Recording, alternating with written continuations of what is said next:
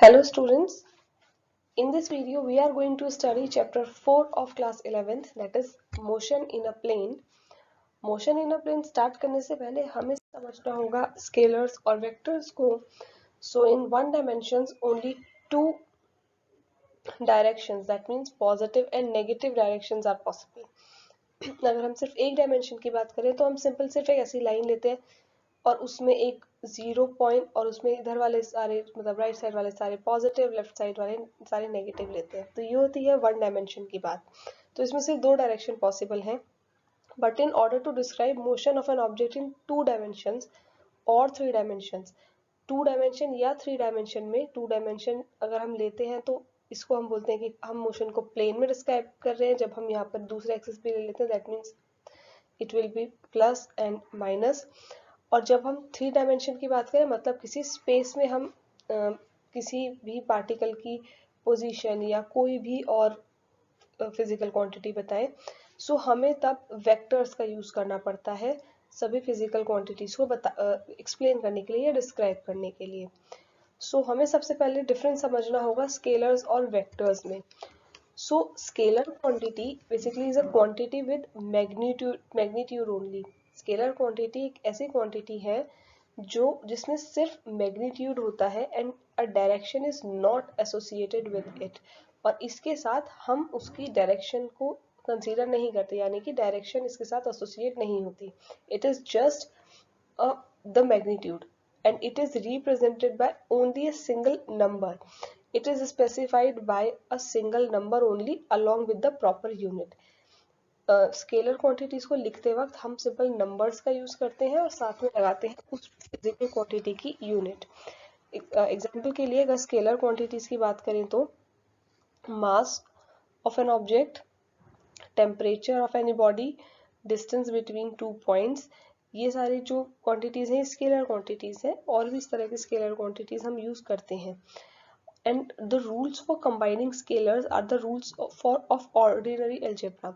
Scalars को combine करने का प्लस माइनस मल्टीप्लाई डिवाइड ये सब करने के वही रूल्स हैं जैसे कि किसी ऑर्डिनरी अलजेब्रा में हम यूज करते हैं. जैसे सिंपल आप प्लस करते हैं दो फिजिकल क्वांटिटीज को जैसे नॉर्मली हम मैथ्स में करते हैं, वही सिंपल तरीका होता है स्केलर्स को भी कंबाइन करने का.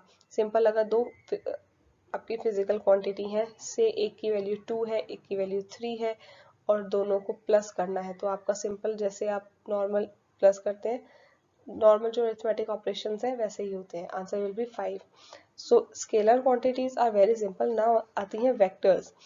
Vector quantity is a quantity that has both magnitude and direction. ऐसी physical quantities जिसके अंदर मैग्नीट्यूड भी हो, यानी कि जिसमें मैग्नीट्यूड भी हो और साथ ही उसके साथ एक डायरेक्शन भी एसोसिएटेड हो. वेक्टर क्वांटिटी को दिखाने के लिए it is specified by giving its magnitude by a number and its direction. इसको स्पेसिफाई करने के लिए हमें इसका मैग्नीट्यूड भी लिखना पड़ता है, साथ में डायरेक्शन भी शो करनी होती है. कैसे? पहले कुछ एग्जांपल्स जैसे कि displacement, velocity, acceleration and force. That means ये आपकी फिजिकल क्वांटिटीज हैं जिनका अपना कोई ना कोई मैग्नीट्यूड होगा, बट यहाँ पर इनकी डायरेक्शन भी इंपॉर्टेंट होती है कि ये सारी चीजें हो रही हैं तो किस डायरेक्शन में, इसलिए इनको जो है वेक्टर क्वांटिटीज कहा जाता है. वेक्टर क्वांटिटीज को रिप्रेजेंट करने के लिए हम बुक्स में बोल्ड फेस का यूज करते हैं. बोल्ड फेस मतलब आपको यहाँ जो लेटर्स हैं बुक्स में वो बोल्ड में लिखे हुए मिलेंगे.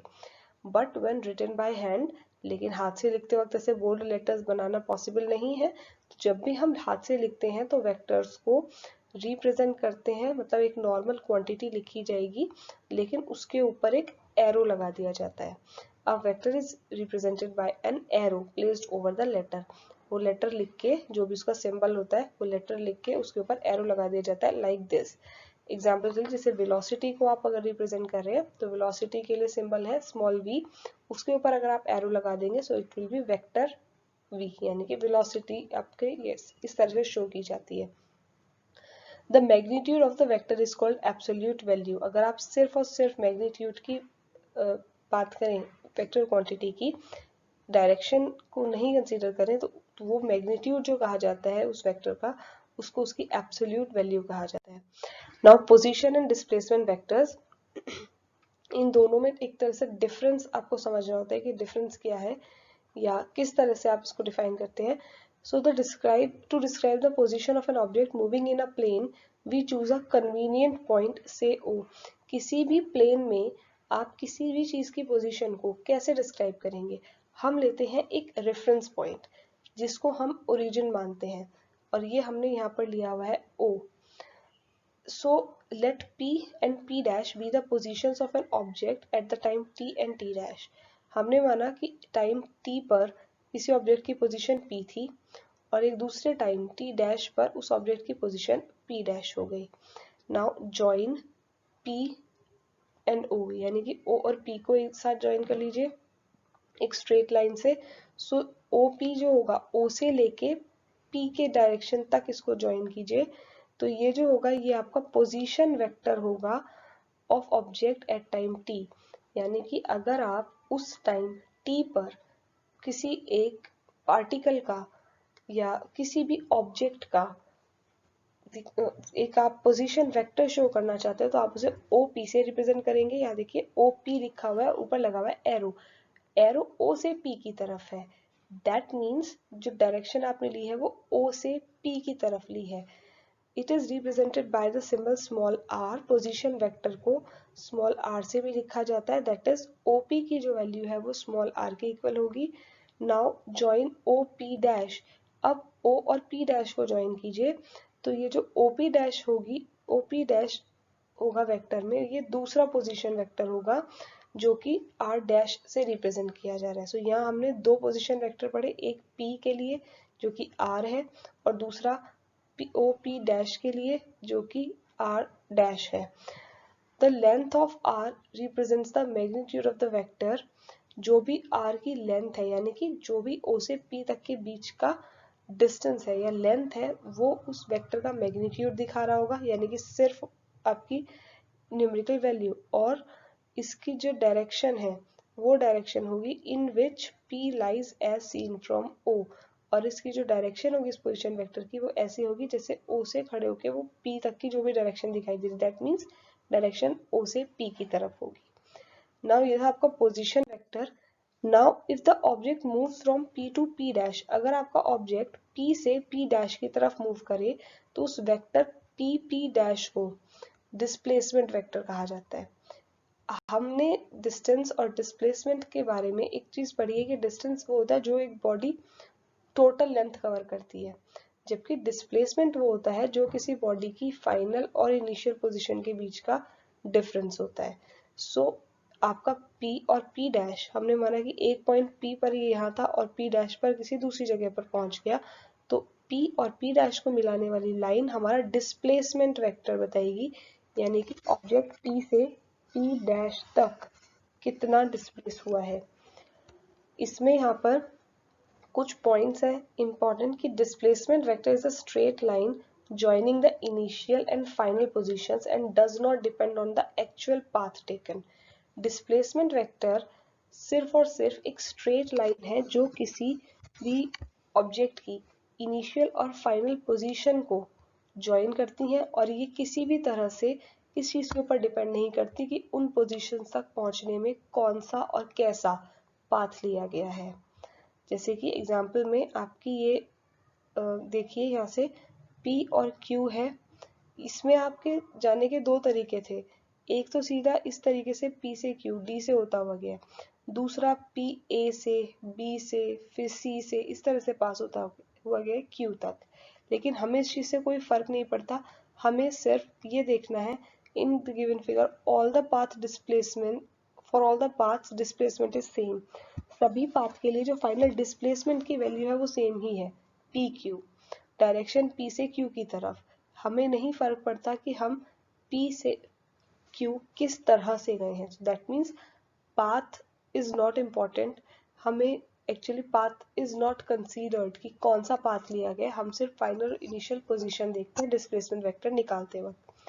Now magnitude of displacement is either less or equal to the path length of the object between two points।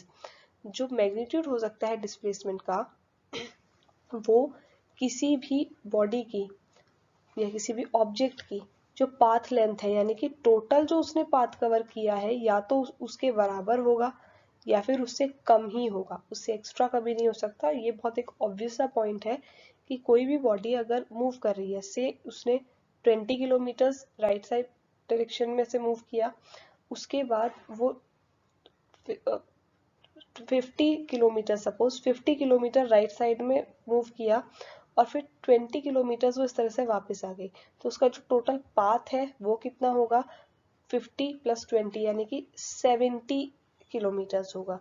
लेकिन जो डिस्प्लेसमेंट होगा वो कितना होगा फाइनल इनिशियल पोजीशन के बीच में, दैट विल बी 30, क्योंकि फाइनल इनिशियल पोजीशन थी 0 और वो 20 वहां से जाके वापस भी आ गया, दैट मीन्स अब वो अपनी इनिशियल पोजीशन से सिर्फ 30 किलोमीटर दूर है।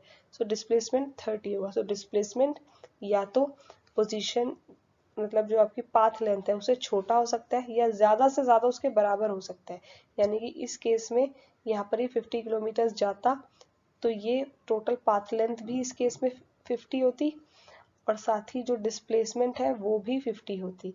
सो इससे ज्यादा तो हो नहीं सकती डिस्प्लेसमेंट पाथ लेंथ के या तो बराबर या उससे कम ही हो सकती है।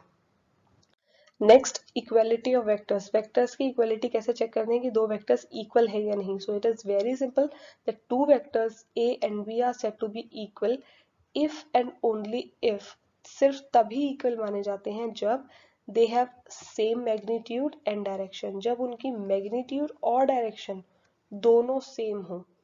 अगर मैग्नीट्यूड सेम है और डायरेक्शन अलग अलग है तब भी वो इक्वल नहीं माने जाएंगे।